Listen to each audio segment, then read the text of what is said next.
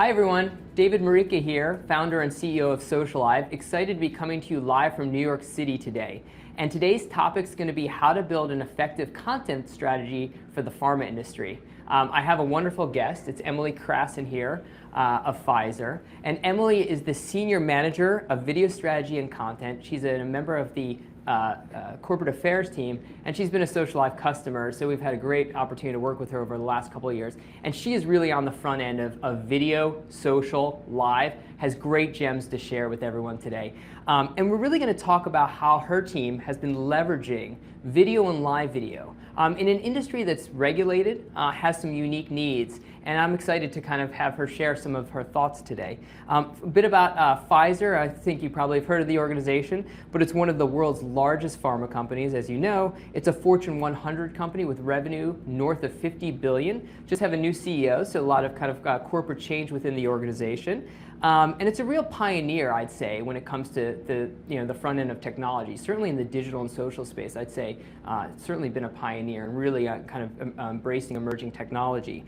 And as I mentioned, has been a Socialive customer for the past couple of years. So Emily, to start, I'd love for you to introduce yourself and tell us a little bit about your background. Yeah, of course, and thank you so much for having me. I'm excited to be here talking about video, which I love.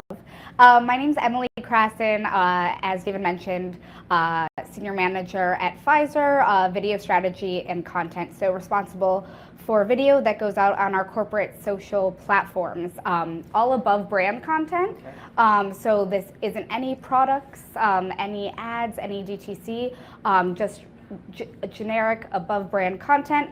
A lot of times our content does play to disease state awareness, but again, no products are ever mentioned, so I can talk about that later on. My background is I used to work at YouLive, which was a digital video startup within Scripps Networks Interactive, Food Network channel, HGTV travel channel, so in the lifestyle space, which is now a part of Discovery, but I was on the digital video team there, and I went to school for television, radio, and film communications at Newhouse at Syracuse, but that's kind of shifted from linear to digital in my work. Yeah, so deep background in the video space, great.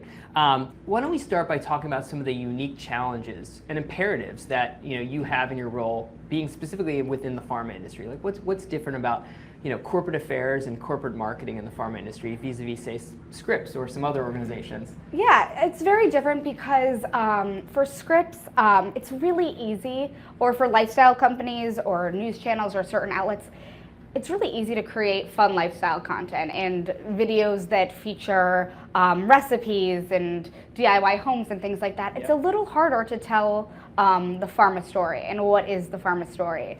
Something that's exciting about my team is a lot of folks actually aren't from the pharma industry, so we try to come into it with a new light, but also taking advantage of resourcing of folks who are have more of a deep-rooted in pharma intel.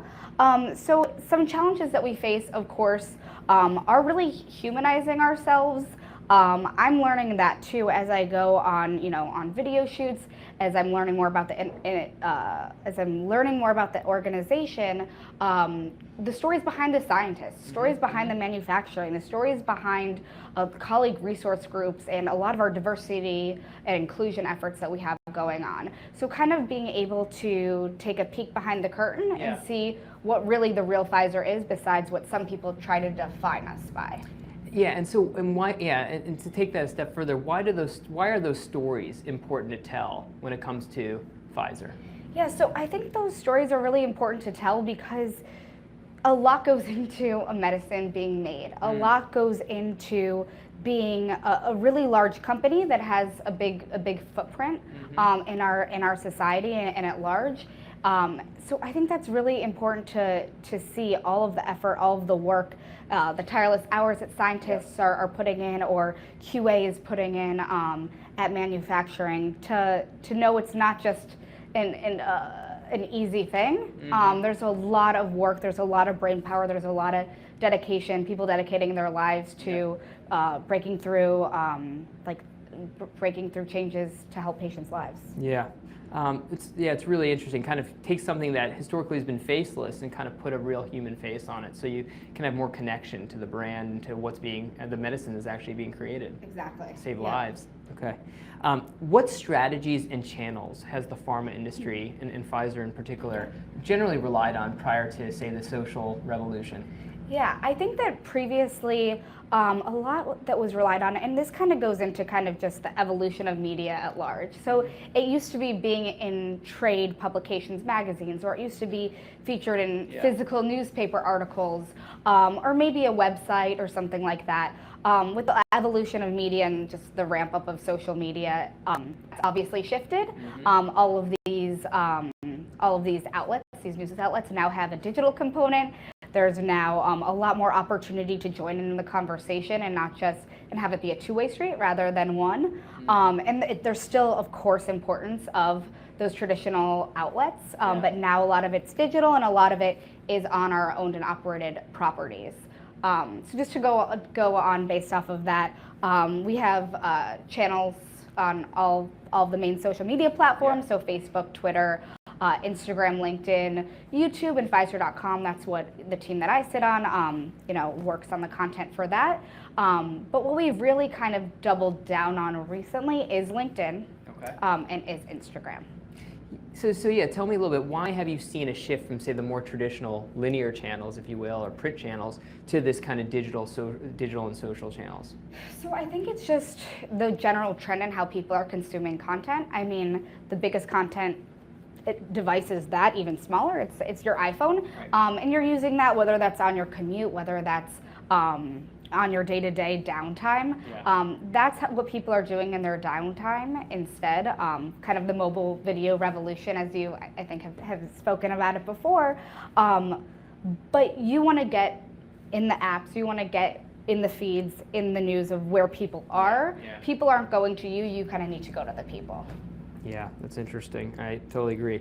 And so you've been an early adopter of social, but also live video. And our collaboration really began around Facebook Live, and then has moved into LinkedIn Live. Can you tell us a little bit about your, what was the decision-making process that brought you guys as a team, brought your team to think about live video and ultimately go after it, both with Facebook and now with LinkedIn? Yeah, I think with Facebook Live, you have the opportunity to engage with your audience, and you have the opportunity, again, for it to be someone sitting in on a conversation, or someone being able to maybe not attend a conference or attend something, an initiative that an executive's passionate about, but really like sit in and watch at the table. And the great thing about Live is people can interact, so we're able to gauge feedback. It also can range in length. So, whether it's 10 minutes or 5 or 15, you can have that conversation in whatever time you need, where as a stagnant video or non-live video, you're just telling the story. And with Live, you're able to kind of take a seat at that table, if you will. I think that our big transition from Facebook to LinkedIn is kind of a trend for LinkedIn also. So I was just talking about this earlier with some other folks. LinkedIn used to be, 2-3 years ago, where you'd go if you were looking for another job or networking other job opportunities, seeing what was in the water. Now it's really a content platform. I have the app, I go on it to read articles and look at content and figure out interesting things that are going on. So I think now that it's become more of a content platform rather than a job seekers platform, that just plays really well. Also for us to kind of shift and doing more LinkedIn Lives now that we have the ability to, rather than Facebook Lives, or at least doing dual streaming. LinkedIn is our most active channel, especially in terms of followers. So we have 2.6 million followers on LinkedIn. We have over 300,000 on Facebook, which are both great, but millions versus thousands, obviously a big difference. So we're able to reach more folks doing LinkedIn Lives. Great. What have you seen to be the great advantages of live video from an audience perspective and for your storytelling perspective vis-a-vis kind of more traditional video? Yeah, I think that live video, kind of like I mentioned before, people want to get to know, the humans behind Pfizer, the executives at Pfizer. We have a terrific amount of, and actually for the industry and like Fortune 500 industry at large, we have a lot of female executives, which is something I personally like to look to. And I think being able to sit in on that and see who they are and what their passions are, rather than just them being like a talking head in a video, when you're seeing them answering questions that maybe came in from the live or that were crafted around specific things that we're trying to address. I think that that's like a really good opportunity and something that we want people to feel like we're approachable, we're human, and we have things that we'd like to share, and we want to share with you as you're sharing with us. You guys, recently, your team did a simulcasted live to not only the Pfizer LinkedIn page, but also to Sally Sussman's page, I think the Chief Corporate Affairs Officer? Yes, correct. Yeah, which I thought was really exciting. Talk a little bit about the thinking behind that move. So Sally's great, and Sally loves writing. She has a very active LinkedIn presence where she's sharing articles of wisdom or advice or short posts. She does a lot of content on her LinkedIn. She's grown her follower base. So people are really interested in her as well as Pfizer. But then we kind of cross-pollinate the audiences when you're doing a simulcast. So the fact that we were able to reach people who follow Sally and they get the notification that Sally Sussman's now live and know to tune in or to check it out later once their meeting ends or wherever they may be during the day. And then also the ability for people who follow Pfizer who actually might not know Sally as much as Sally's personal followers to see what she's all about. That was a great opportunity for us to leverage using both platforms. Do you find that bringing in thought leaders at the organization like Sally and like Dr. Frida Hall, Yep. Chief Patient Officer of Pfizer, Yes. I believe, do bringing those folks in help humanize the organization to followers? I think so, and I think that that's really what we're trying to do.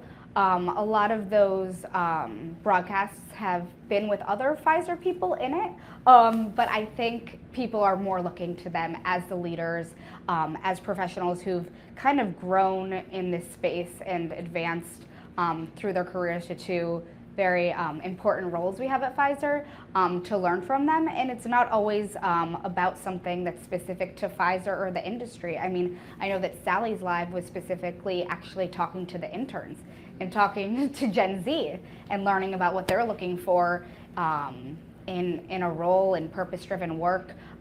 So it's not just always talking about Pfizer. Sometimes it's talking about things that are happening at large, and we just want to be able to showcase that. Great. Are there any risks or drawbacks to live video or social video more broadly? Yeah, and I mean, there certainly are.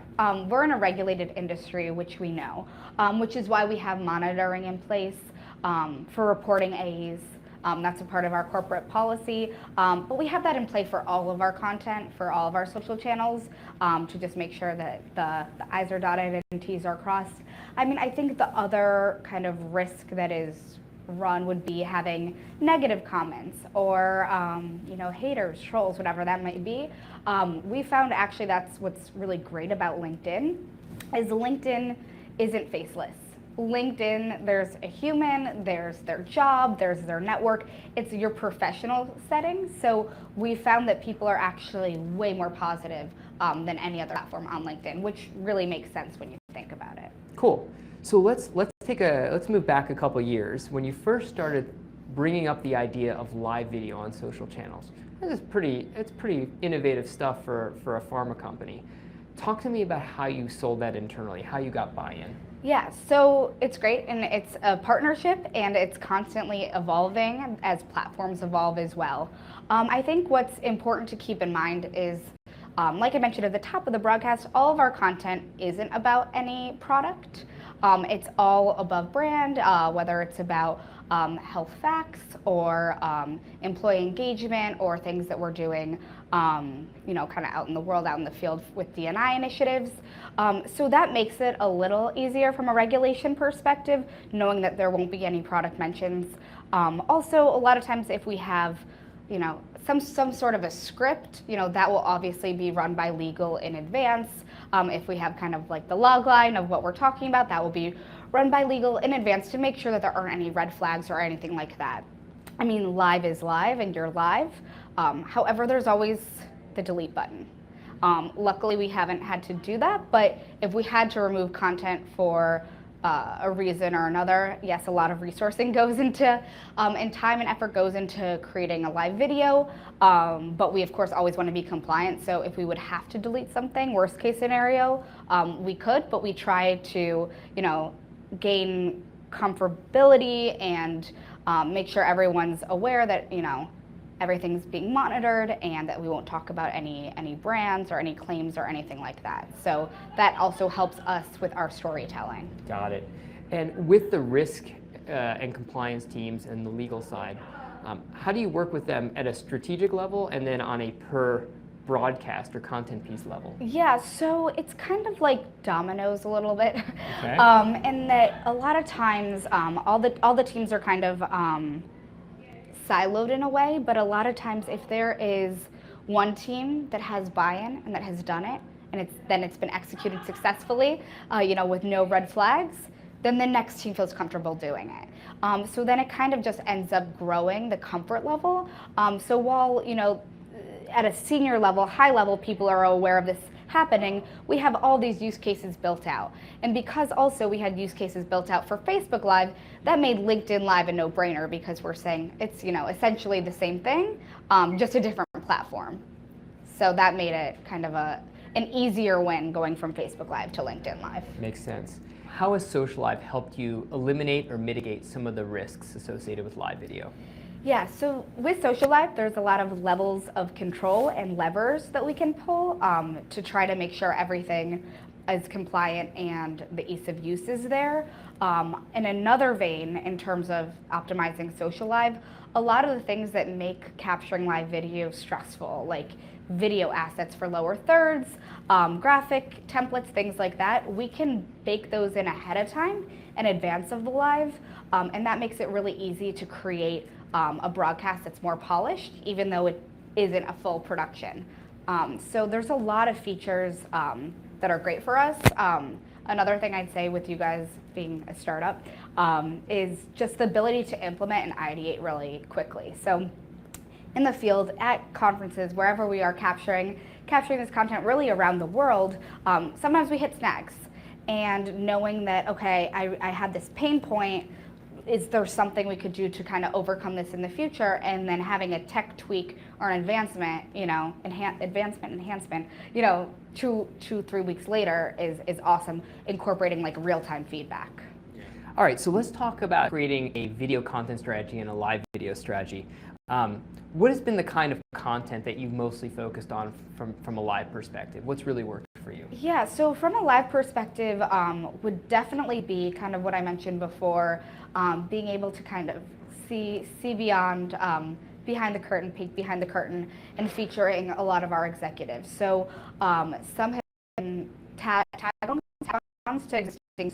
So whether it's something like the Atlantic Festival or something like Aspen Ideas Festival, where there's a ton of exciting energy and topics being discussed in the health space, in the leader space, in the business space, and someone can't attend, you can sit in and hear the learnings from there. So it's like you're virtually attending, which has been successful and great. Another thing is featuring content that might not be like super Pfizer specific in nature. It might be more about things, as Sally Sussman, our Chief Corporate Affairs Officer, did a LinkedIn Live with 3 interns. That was a lot of it was about like the 2 generations working together, Gen Z, a purpose-driven culture, what folks are looking to get out of rewarding and fulfilling work. So I think the more broad we can be in some sense to reach that audience on LinkedIn Live is great. We're also constantly iterating. So the team is like somewhat new and we're constantly changing. We have the best resource. I'll probably bring her up a lot on this discussion, but we have an in-house analyst. So if any team can try to get that as freelance work, I highly advise investing in that because we use analytics-driven content strategy. So we'll see something is doing well. Okay, so this did well. How can we duplicate it, or what are some insights that we can use? So we initially have, metrics from Sally, LinkedIn Live, a ton of content that you tend to look at to determine how your content's performing? Yeah, so it depends based on live versus not. We have internal benchmarks. And what we're looking at least for lives right now, are our video views, our impressions, our things like engagement rate, and then also now we have the ability to look at reactions when you're doing Facebook Live and LinkedIn Live, which reactions, of course, don't play on regular social feeds, just on lives. So that's another kind of metric we have. Going back to your content strategy, so what other content are you planning to innovate or try over the next 12 months? Yeah, so we're doing a lot with live. We're also doing a lot with Instagram. Okay. That's kind of like our most precious channel. But we've been doing a lot, and my colleague Erica also has been doing a lot with our Instagram stories. So we've been having best practices. We've been trying out all of the features, which is something, you don't necessarily think a pharma company would do.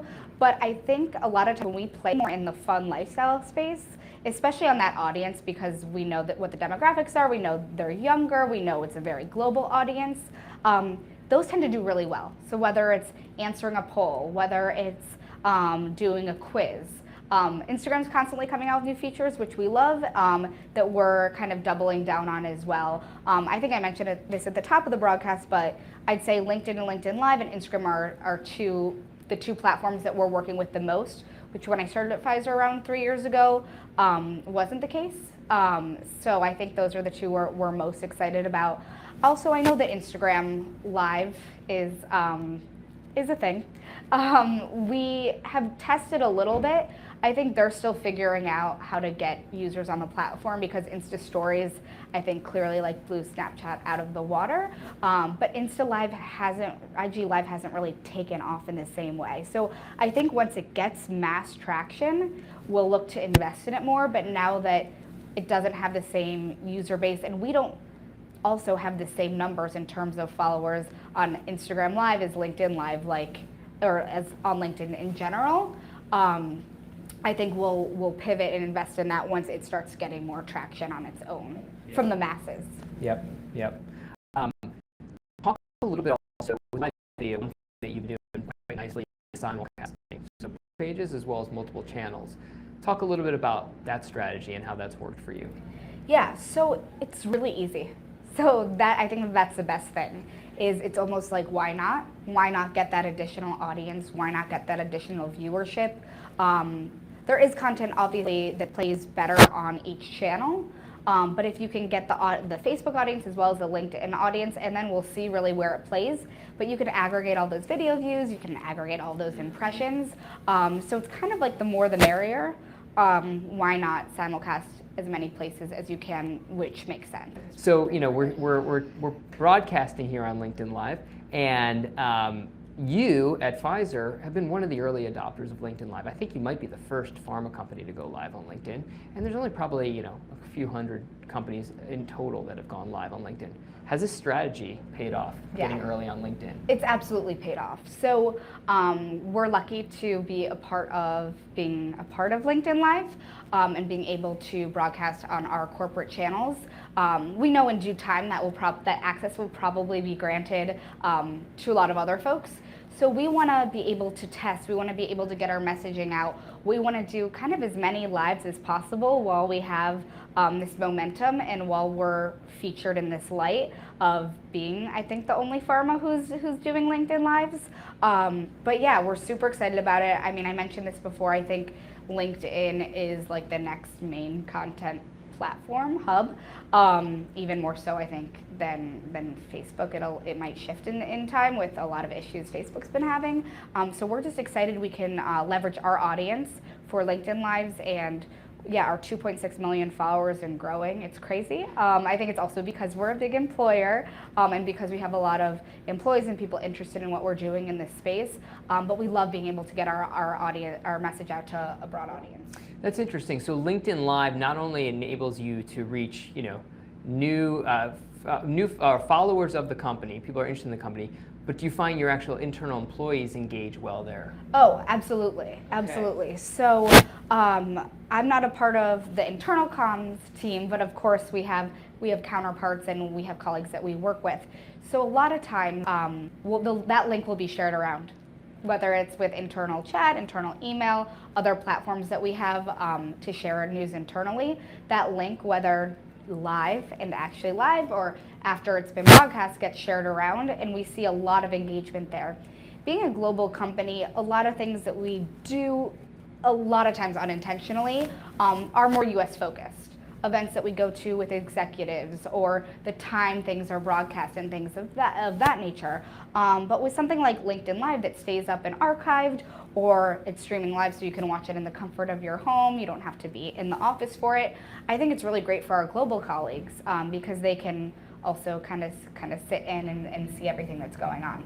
Yeah, well, I think if I remember correctly, you guys are going to be doing some content from Tanzania, highlighting some of the work you do in Tanzania. Is that Yes. right? Can you talk a little bit about that? Yeah, so we're in partnership with the nonprofit FHI 360, and we have a global health fellows program also at Pfizer. So in Tanzania, we'll be able to highlight the partnership that's going on, being able to see really what's going on in the field, which is super awesome to see from your office in New York in your cube, being able to tune in to Tanzania and see what's going on there. So it's awesome that Social Live has the ability for us to not be stationary, and we really can be anywhere in the world. Awesome.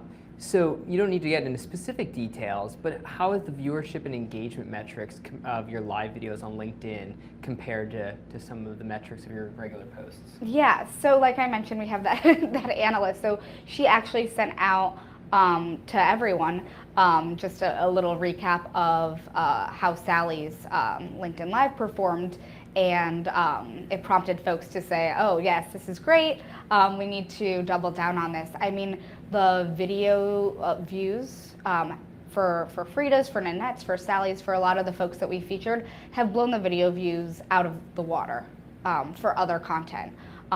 So we're definitely incorporating it into our strategy, into communications plans, wherever we see fit and wherever we think that there's an exciting angle. We never want to do a live just to check a box or for the sake of doing a live. We want a message that will resonate with some of our audience, all of our audience.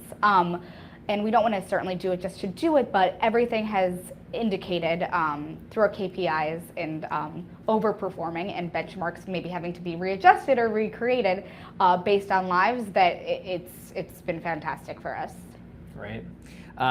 So let's move to another topic area, which is efficiency in video creation. Look, you got a lot on your plate. Your colleagues have a lot on your plate.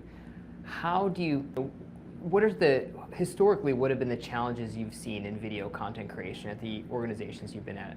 Yeah, so we're really trying to democratize the video production process, kind of teach the teacher, give best practices, give tools for success. I think what's great about Social Live is you can be logged in at different places. We're constantly really busy, so a lot of times we're covering for people when people are on certain video shoots or work travel or personal travel or whatever it may be, and the ability to go into the platform and access things is really great remotely, and I think it's just another use case of ease of use. Yeah, and I'd love to kind of ask, people might assume when they hear from you that Pfizer must be a massive team working on this stuff. How big is your team, and how many people are working on each, live and video content piece you do? So it's a really small team. So actually, part of the reason why my new role came to be is because video is so big on social, whether it's live or otherwise, and it's a more resource-heavy kind of process, especially not with live video, but when other videos were being created, whether it's figuring out production schedules or getting cuts of notes or things that take a little longer and are more labor intensive. We actually do not have a large team.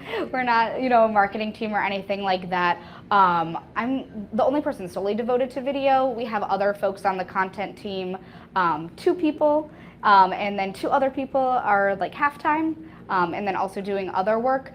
So it's really not a large team.